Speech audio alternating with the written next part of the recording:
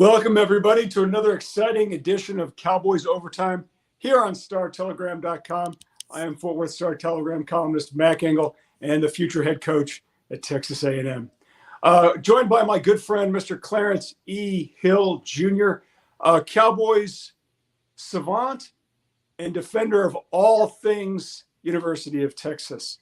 Clarence, before we get into this week's episode to talk a little bit about the greatness of the Dallas Cowboys, I want to share with you something. While you were covering the Cowboys-Giants game, I went back to Indiana to visit my parents to celebrate my father's 91st birthday. It's very exciting to see birthday to your dad. That's a blessing. It is absolutely. It is, and I certainly don't take that for granted. Still very sharp. He's led an amazing life, both he and my mom. But one thing when I go back, and you can kind of tell by some of the stuff, this is my office in my house. So when I go back to visit my family, my parents have lived in the same house that I grew up in. So they've lived in it for almost 45 years. And my parents, and I don't know how your parents were, they're of the generation, or my mom is, she doesn't throw away anything. So if I had it in 1985 or 88 or 90 or whatever it was, it's probably still there. So what I've done, and some of my nieces and nephews have done it, they're starting to take stuff. And my dad's like, God, take it. So one of the things that I put this on Twitter last night, is this original Eddie Murphy, Beverly Hills Cop 2 movie promotional thing. And this is how old it is. It says on video cassette. Can you remember video cassettes? I remember videotapes, but yes, there were video cassettes before videotapes. I'm sure I was in college in 87. So yeah. So were you one of the guys who went to Blockbuster Video and would spend 2 hours trying to find a movie? Oh yeah, Blockbuster was the thing. I think yeah, for sure. So I put on Twitter, I need that. Yeah. Well, that's part of the reason why I put it up. You said you need that, and I'm happy to give it to you for a fee. Need that right there. We can negotiate the terms later. Okay. The Dallas Cowboys continued on Sunday their mastery of the horrible teams in the NFL. They defeat the New York Giants and backup quarterback Danny DeVito 49-17. The Giants are awful. The Cowboys faced a 16.5-point spread, and I think had it covered by the end of the first quarter. They run over the Giants 49-17. They sweep the Giants by the combined score of 80-17 this season. Clarence, did you learn anything on Sunday at all that you didn't already know? Well, we learned that Brandon Cooks is alive and well. He's alive and well and kicking. I think Mike McCarthy started him on his fantasy football team. So he doesn't do fantasy football, but I think somebody started, so we had to get him some targets there. I think it's just confirmation of what we've seen over the Cowboys offense and Dak Prescott's play and CeeDee Lamb's play over the last few weeks. And it's on the uptick. They lost to the Eagles, but they played well in that game and it's continued to rise. And they did what they're supposed to do. I mean, we saw Monday night, just because you're playing a team with a losing record don't mean you automatically win at home. Right, Buffalo?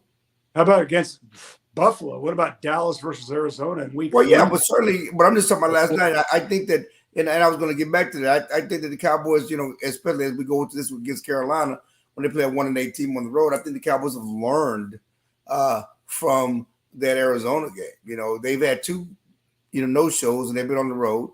Certainly had a no-show at Arizona, no-show at the San Francisco. Yeah. But since then, they've played pretty well, and they played pretty well on the road. I mean, they played well at the Chargers, and they played well at Philadelphia. They didn't win that game, but it's no embarrassment to lose to an 8-1 Eagles team. So, yeah, the Cowboys, I think, are still headed in the right direction for sure. So you said it, the Cowboys own the bad teams. They've defeated the Giants now twice, like I said, combined score of 89-17.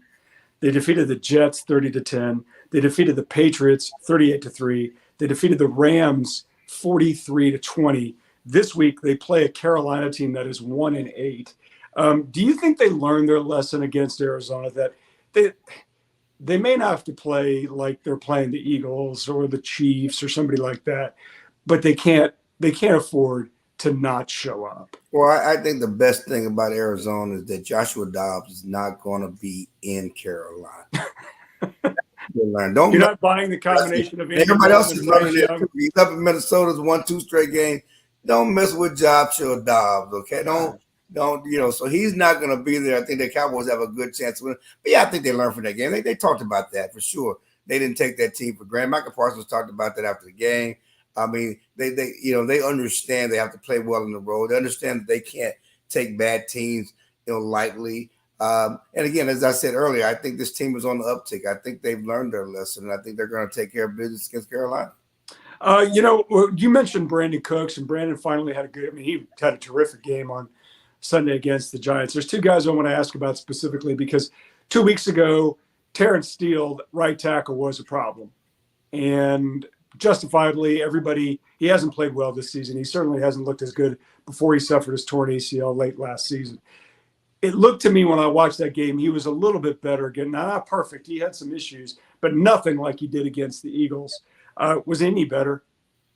Yeah, it was better. I mean, certainly this was not the Eagles' pass rush, but you play who you play, and certainly they were probably trying to target him and take advantage of what the Eagles did, and they didn't have the same type of success. He played better. The offensive line played better. So they still, I think, struggling run blocking, but I think the offensive line played a lot better. And again, people think, it was the Giants. Well, the Giants' pass defense actually is ranked higher than the Eagles' pass defense. The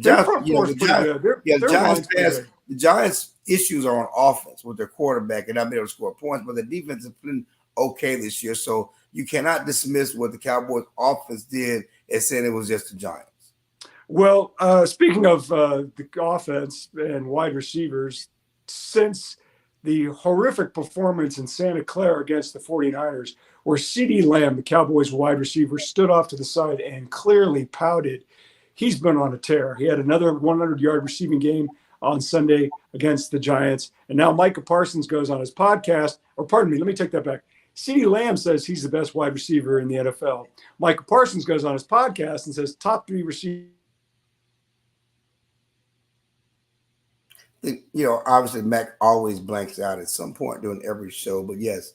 Sorry, I had a little bit of a technical blip. Always, every show. I know. At least the dog's not barking, knock on wood. So let me ask you, where is CeeDee Lamb right now? Where is CeeDee Lamb? Don't talk when you come back. Just stay out, okay? That's the best view of Mac Ingle right there. No hair, nothing. That's the best view. CeeDee Lamb is he's playing like the best receiver in football. We can debate all day who's the best receiver in football.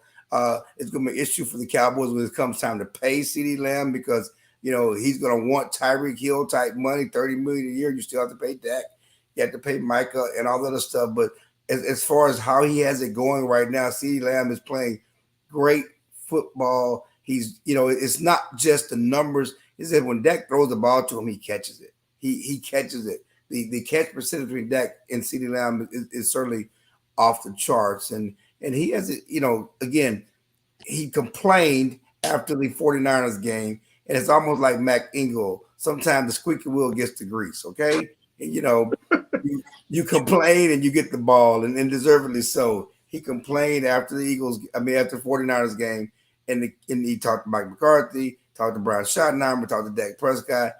Get me the ball. Use me. I'm not T.O. I'm not just complaining because I'm selfish. I'm complaining because I know I can help the team. Is he right? The ball. Yes, the numbers are just as much. I mean, this offense has been a different offense, since that game. Since CeeDee Lamb started complaining, they started feeding him the ball, and Dak Prescott's offense is taking off.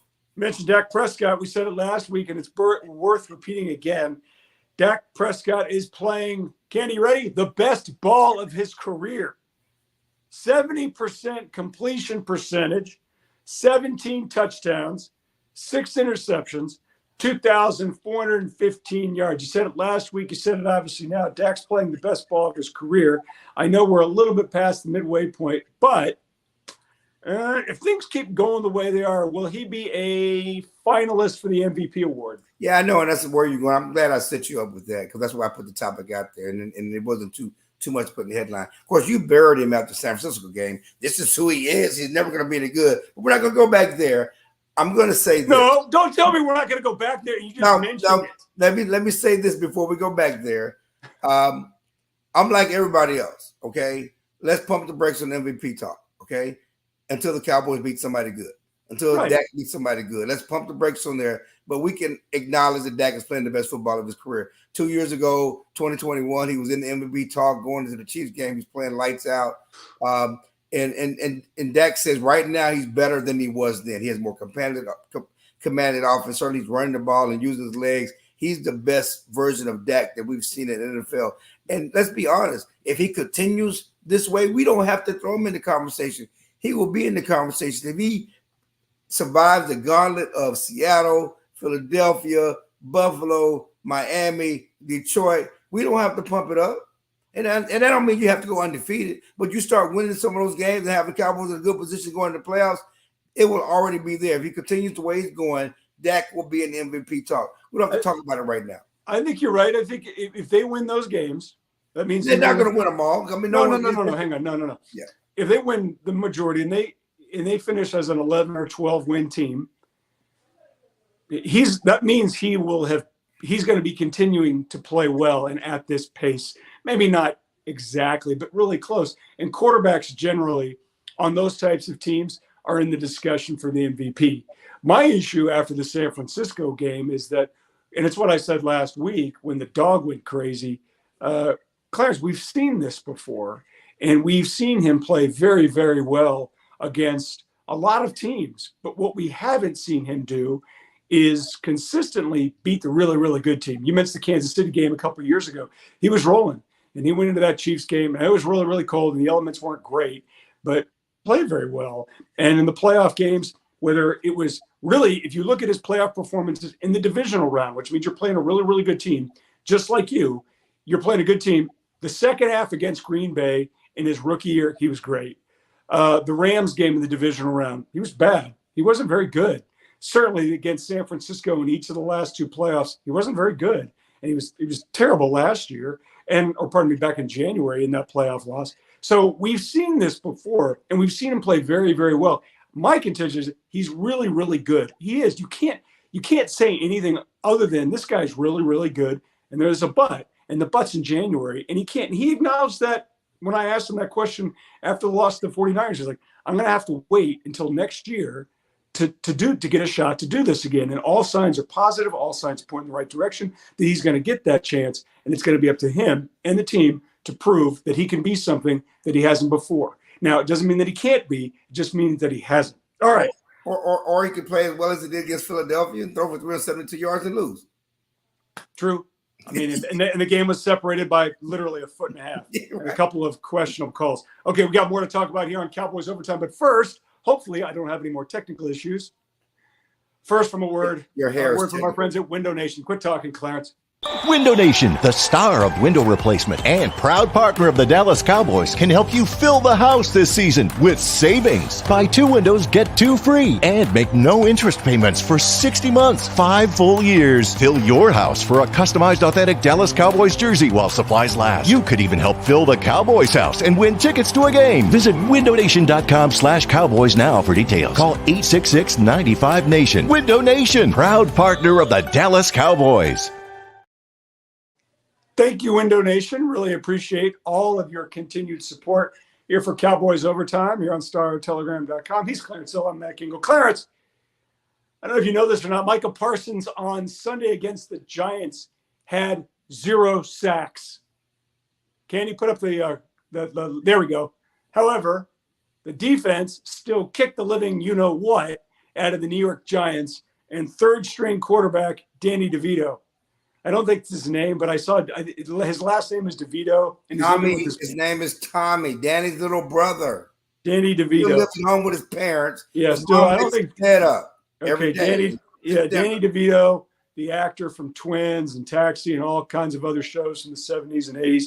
He was the third string quarterback for the Giants on Sunday, or at least another DeVito. Clarence, the defense destroyed the Giants. Candy, there's no relation. I'm sorry. Not as there's the same guy. Don't listen to him. He doesn't know what he's talking about. I don't know. I mean, what did you take it? That offense was bad with its first string quarterback in Daniel Jones. Then they put in, I don't know, somebody else. Is it Tyrod Taylor? Tyrod Taylor. They weren't bad with Tyrod. They won a couple of games, but again, when you put DeVito out there, it's over. But the bottom line is, it's just like with anything. The Cowboys did what they were supposed to do. I mean, they don't make the schedule. They don't coach to other teams. Absolutely. They don't put the lineup on the field. All they do is play. Go play who you play and beat them. And they did what they were supposed to do against Danny DeVito's grandson, Tommy DeVito. Okay. Okay. So the one thing we talked about early in the season was the significant loss of all-pro cornerback Trayvon Diggs to a season-ending ACL injury. Oh, no, what are they going to do? What are they going to do? They moved in a fifth-round draft pick from last season into that slot in Deron Bland. And it doesn't seem to me that there has been any drop at all. Now, I'm not sitting here saying Deron Bland is better than Trayvon Diggs. I'm not saying that. But I am saying that he has proven to everybody that there was no reason to worry about that departure, which is significant. Has Deron Bland been Trayvon's equal? I don't know if he's Trayvon equal. That's a bridge I'm not ready to cross right now, but he's been very good. He's been one of the top. He's been one of the top cornerbacks in the league. He leads the NFL in interceptions. He certainly leads the NFL in interceptions since he joined the league last year. You know, the guy can play, and it's great for the future because you're probably not bringing back Gilmore next year, and you have your two cornerbacks next year. You're going to need a slot corner, but he has played well. He's played lights out. You know, I said at the time when he got hurt and everybody was wringing their hands over Diggs being hurt that you have a better option to back a cornerback. Yeah. You have backup offensive line because he is that good. He's been that type of player. He's played well, and kudos to him. And getting back to Michael Parsons, not only did they have no sacks, I don't think he had any tackles in the game. And let's be honest, a couple of those sacks to the other teammate, you know, the team had 5 or 6 sacks. They were because of Michael Parsons. He was still getting to the quarterback. For sure. So the teams are doing whatever they can to take him away, and it opens things up. I know at least one of Sam Williams' sack was because Micah flushed the quarterback and ran it right to Sam Williams. And that's how it happens. But Micah's frustrated. He's on Twitter complaining and talking, and he didn't talk to the media after the game and everything else because he wants his numbers. You know, he wants to help the Cowboys, but he also wants to win the sack title and be, you know, in the race for Defensive Player of the Year. And the numbers right now, that's not happening. No, he's not going to get it. I mean, there was one play. I don't know if you've noticed this. You're seeing a trend now with defensive ends and linebackers as they rush the passer. When they're getting held, and there was one particular play, they're raising their arms up, right, like as a clear sign to the official, this guy's holding me.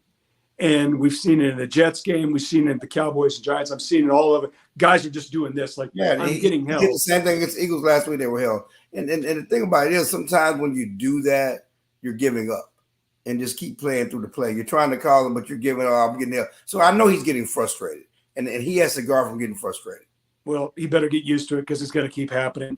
Okay, unfortunately, as we sit here and talk about one replacement, guy who lost a season in Trayvon Diggs to a season-ending ACL, we're going to talk about another Dallas Cowboy whose season may be over and, unfortunately, is facing a scenario where his career might be over. We're talking about linebacker Leighton Vander Esch, who had neck injuries, who had neck concerns coming out of Boise State to the point where some teams wouldn't even put him on their draft board.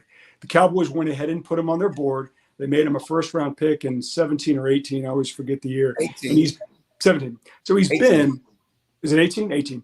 And he's been a really good player, But the neck injury is a concern. He has a condition called spinal stenosis, which required neck fusion surgery 2 years ago. 2020, before the 2020 season. So he's played with it, and now he's sustained another neck injury against the 49ers a few months, I guess 2 months ago, a month and a half ago. In October. October, when Trent Williams basically used him as a bowling ball and threw him into another Cowboys player. I've never seen anything like it. Now, this sounds a little odd. I have spinal stenosis. I had a neck fusion surgery. And it's no joke. It's really not to be confronted with that kind of scenario. Of course, I'm not. He's half my age. And Well, it's hard to play football with it, and it's the condition. Okay, hang on, time out.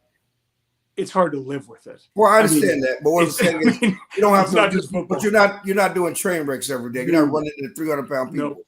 You know, and so do you think he's done? Do you think this is going to force it? But yeah, it's a condition that forced Michael Irvin to retire. Right. Okay.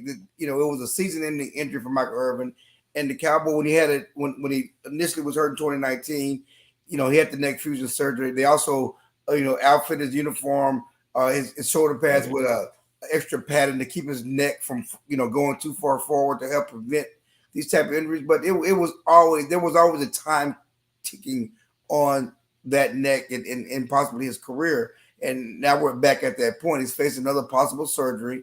And just with the injury history, with the nature of that injury, you don't want it to lead to paralysis. He's out for the season. The Cowboys are smartly, and I understood that when he was hurt against San Francisco, that he probably wouldn't play again. And Jerry Jones made it official on his radio show on Tuesday. But when you're out for the season, you had that history, you're facing another surgery, it goes without saying that your career is in jeopardy. It goes without saying that you should think about retiring. And all that's on the table. No one's going to make that decision right now, but all that's on the table for sure. As you get older, and I'm sure you've had to think about decisions that you've made in your life, and it's like a swap meet. It's a trade. Is this worth it? And I can understand why he might think it's worth it, because whether he knows it or not, playing for the Cowboys, and this, I mean, you and I have a lot of people we follow that we covered with the Cowboys that we follow on Facebook or social media and whatnot. And it's still a high point of their life, well into their 40s and 50s. It doesn't mean that they haven't had a good life, but it was still a time in their life that they look back on and they cherish, because it was special. It's such a special time. And I can understand if Leighton's sitting there thinking, you know what, if I find a doctor who sits there and says, you can do this again, you can go back and play, but here are the consequences. And I've got it. I've got tingling in my hands all the time, loss of week. Now, again, I'm older, but I get why he would want to do it. I would also get why somebody would sit there and say, man, because it's scary. I mean, I remember vividly sitting, I remember like yesterday when I sat in the doctor's office and he put the MRI up on the thing. And I really didn't want to see it because I thought I was going to see cancer or something like that. But even with no medical training whatsoever, Clarence, I'm sitting there looking at that MRI and I'm like, oh, it's not good. And, he's going over, first thing he says is you need surgery. And my first reaction is, okay, you got a down payment on a boat that you got or something like that? I'm like, I don't know if I need surgery. But then I saw it and I'm like, and first question I asked was, am I at risk for paralysis? And he said, yes. And I'd almost rather be dead than paralyzed. And I know that's easy for me to say. So I can understand why he's sitting there. It's tough because I know last year when he had the injury late in the season, it affected his shoulder. Well, no, shoulder and neck is all connected. They said shoulder. I'm sure it was a neck issue then. It's all, Clarence, it's all the same thing. Like, yeah. They did surgery here. I've got pain here, tingling and numbness here all the time. And that's with a successful surgery. So I'd be surprised if he played again. But at the same time, I get why he wanted to. Okay, we're going to move on from the Cowboys very quickly to address the $77.6 million maroon and white elephant in the room, and that is the departure of Texas A&M coach Jimbo Fisher, who was fired officially on Sunday after the A&M Board of Regents met Thursday, 2 days before A&M rolled Mississippi State out of Kyle Field. Just coincidentally, Mississippi State fired its coach a couple of days after that loss. Zach Arnett is fired. Now, we're in firing season in college football. Clarence, I don't know what A&M does. Now, I know you're a Longhorn, but I'm going to ask you to take off your Longhorn hat and to just look at this pragmatically. When A&M hired Jimbo Fisher, they gave him a 10-year, $75 million contract. And it was a big deal because then A&M athletic director had done something that nobody thought he could do, which was you hired a coach, one of the few active coaches who has a national championship title on his resume. Jimbo won a championship at Florida State when his quarterback was Jameis Winston. He got to another playoffs. He had other good teams with Christian Ponder, a future first-round NFL quarterback draft pick, as well as E.J. Manuel, same qualifications. He goes to A&M, and it was a giant bag of disappointment. So now they fired him and will owe him a guaranteed $76.8 million. I can't even begin to describe how stupid all of this is, but it's consistent with the morality that is college football. Clarence, they had a coach who had won a national title, okay? They spent more money than our government. What are they going to do now? Okay, it's hard for me to take the orange off, but try. I would say this. I'm going to try because this is just typical Aggie. The fact that Mississippi State fired its coach because they lost to A&M, a team that was firing its coach because they had already given up on the season. That's an Aggie joke in itself. But I go back to Jackie Sherrill. This is not the first time they've hired a championship coach. They hired Jackie Sherrill, and I remember back in the 80s when everybody went crazy. You can't pay a coach that much money. They paid Jackie Sherrill more money than every professor, and everybody went crazy. This is not their first rodeo with overpaying for a coach and getting below market expectations. It just goes with the territory at A&M. The difference here is that they paid this coach with no offset money. He gets all $77 million, whether he gets another job or not. That's crazy. I've never heard of that. Okay, he gets all of his money. And who crafted this contract? This is his agent, Jimmy Sexton, Hall of Fame level of coach. So it's crazy. And listen, I always have fun with Shereen Williams, one of our former coworkers. I got a lot of Aggie friends, Kevin Smith. They've won Roland Martin. They've won a title since 1939, but they act like they got Alabama legacy. Okay, don't give me Clarence. They act like they're Alabama or LSU, when in fact they're Mississippi State or Ole Miss. Yeah, all of that. So all of that, it's hard to differentiate that when you talk about A&M. Now, who they're going to get? Clearly, they're paying all this money. Money won't be an object. The question is, there's no hotshot coach out there that says he's going to be the savior for the program. Lane Kiffin is not a savior. He's never. We've tried the Lane Kiffin. I know you're gonna go to Lane. We've tried the Lane Kiffin. No, I'm not going. I can't believe you're missing the one candidate. I'm shocked you were missing.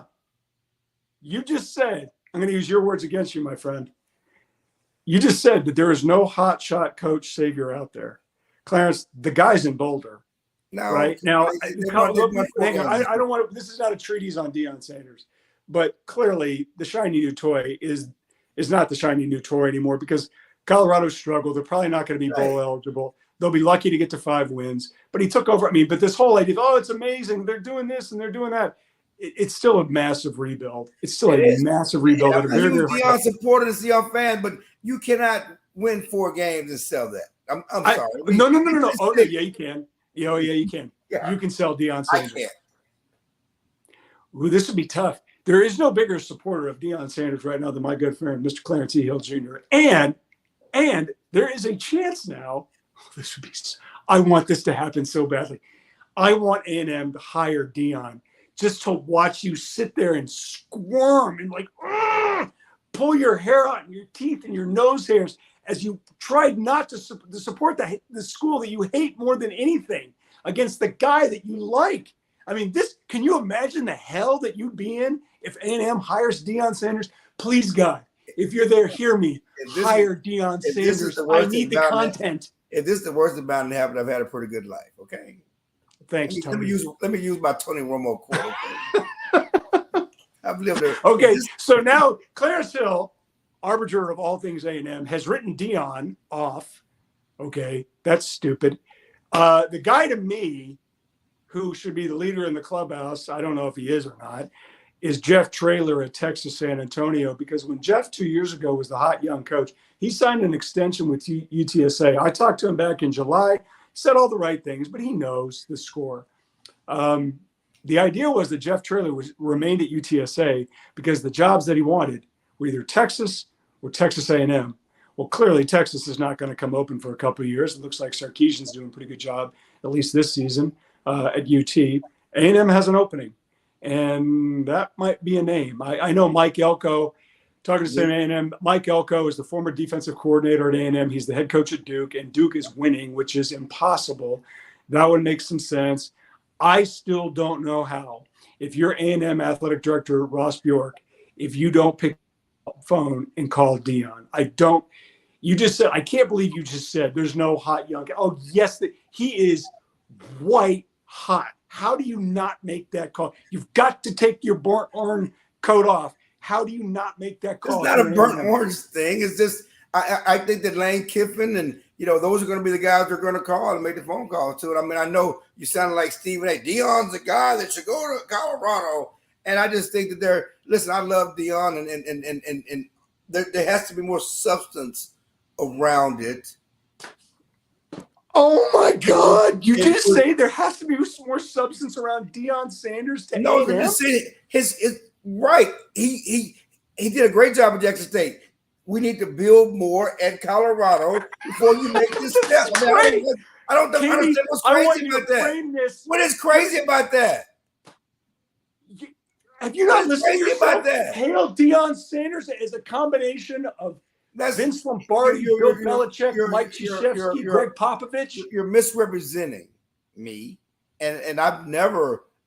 I mean, again, the bottom line is 4 wins. They're not going to make a bowl game as right now. There needs to be more for A&M because this will be typical A&M. It's like the Jimbo thing. I'm talking from an A&M standpoint, not from a Dion standpoint. From an A&M standpoint, you're selling bells and whistles. You're not selling. It's just like the Jimbo thing, like the Jackie Sherrill thing. What is wrong with you? You're misrepresenting everything I've No. Because anybody with a brain, you're misrepresenting. Anybody with a brain can see what you're doing here. If this was any other decent Power 5 job, any one of them, you'd be like, Deion's a candidate. I don't think he should go anywhere. Because it's A&M, you don't want that guy. It's not. Stop it. That had nothing to do with it. First of all, his sons can't transfer with him now. He's there with his family. His daughter transferred. I mean, none of that's even on the. I just don't like crazy. It's like Steve. It's like First Take went on, did a whole segment yesterday talking about is Dak Prescott the best quarterback in Cowboys history? What are we doing? Oh, that's ridiculous. I'm not going to go there. It's not even on the table. So what I'm saying is you have 4 wins. It should not be on the table for him to jump from Colorado to A&M after 1 season. That is my point. He should. If you cannot transfer, you can't double transfer. It's idiotic to even be having this conversation. No, it's not, because you're talking. Hang on. Think about it. No. I don't think. First of all, I'm going to say no word, like the one sentence that everybody should dread hearing. I'm going to say to you, I love you, but. Okay. Anytime anybody says, oh, Clarence, I love him, you know what's coming. Some negative comment. Love Mac. He's an idiot. Love Clarence. You're delusional about this. Like, you can't take off your burnt orange glasses to recognize. Nothing to do with Texas. It has everything to do with because I don't think Dion should go to Colorado is by Texas. That's crazy. No, that's not. I'm thinking what's in the best interest of A&M and what they're trying to build. If they're trying to build anything, they've been down this road before. Have we talked about this? Do we see all of this stuff? Candy, this is supposed to be a long-term thing. Candy, when Clarence and I talked about Dion, and he don't have a quarterback. He can't bring his son with him. Did I just tell you? There are other quarterbacks. Huh? There are other quarterbacks. Stop it. He ain't leaving his son. I mean, it's not even this. He's not leaving his son. His son is not going to the draft because he's going to stay another year. It's not even on the table. Why are we even talking about something that has no chance of happening? That's my point. Has no chance of happening. If you're just Clarence, throwing up in I don't deal in hypotheticals. Yes, you do all the time. So if you're going to tell me that's all college coaching speculation, it's just hypotheticals, and we're talking about the hottest of coaches, right? And even though he won 4 games at Colorado. I mean, look at the amount of attention. It's been a massive upgrade from last year. There you go. There's your sales pitch. We're going in the right direction. Going to win. Do you believe? Ain't hard to find. Do you believe? All these other sayings. whatever it is. Now you transfer that momentum, that wattage down to College Station. I don't know how if you're A&M, you don't try. Now maybe he says, listen, hang on. If he says, I can't leave right now, I can't, I'm flattered you called me. It's just not the right time. I want to be here with my son. All those familiar reasons. Ladies and gentlemen, get ready for Mac Ingles' next column. Oh, no, it's already on the docket. Okay, I'm just, but you've already written. You've already written. He should go to the NFL. You already written. He should be the Cowboys coach. Now he should be the A&M coach. I mean, no. Come on. Like the worst. Like the fact that you can't have this conversation. Next column for Mac Ingle right here. Deion Sanders go there. Slam dunk hire. Go get Deion. No, I don't know. I mean, I think all the reasons. Sincerely, I don't see how he could, if he's sincere, which, he's a college coach. I mean, whatever you want to say, he's a college coach now, and they're a college coach, kind of like a politician. So he would stay at Colorado until Shadir is done. That I get. But I also believe that if Ross Bjork is trying to, canvass the world and look for top quality candidates, no different than when TCU called him after they dumped Gary Patterson. They called him. And they were impressed. They were really impressed. I don't see how you can't make that. Do you really think Deion wants to live in College Station? Do you really think he wants to live in College Station? Do you really think Deion wants? Do you really think College Station and the Aggies would accept everything that comes with Deion Sanders? This is what I believe. If he went, you really think that? No. You asked me, do I really think he wants to live in College Station? No. He lived in Jackson, Mississippi. Do I really think it's different in College Station? Have you been? I've been to both. Jackson, Mississippi over College Station every day of the week and twice on Sundays. I don't know about that, but I've been to both. I've bet that I'm both. But you said, will the Aggies accept everything that comes with Deion? I think right now, the Aggies just ate $77.6 million to make a coach not work there. So if all the wattage and all the noise and all that stuff that comes with Deion is transferred down to College Station and he wins, you are damn right they'll deal with it. Because they just ate a record amount of money to make a guy go away. So you think they'll have a problem with some of the noise that comes with Deion? Yes, absolutely. I'm talking about the boosters and the fan base. So I'm just saying. All right. We've done this. We've talked way too long. This is highly entertaining. Clarence, we're real quick. Cowboys play at Carolina on Sunday. Carolina's 1-8. Dallas is a 10.5-point favorite. You've been right every time but 2. I've been right every time but 3 against the spread and overall. Give me a pick. Bet the house. Bet the house both ways? Covering the spread, yes. All right. Cowboys, Carolina on Sunday. And then after that, the Thanksgiving Day game where Dolly Parton will be here. I'm very excited about that. Clarence, have a great week. For all your Cowboys coverage needs, be sure to check us out on StarTelegram.com. Thank you, everybody. Thank you, Winter Nation. See you next week.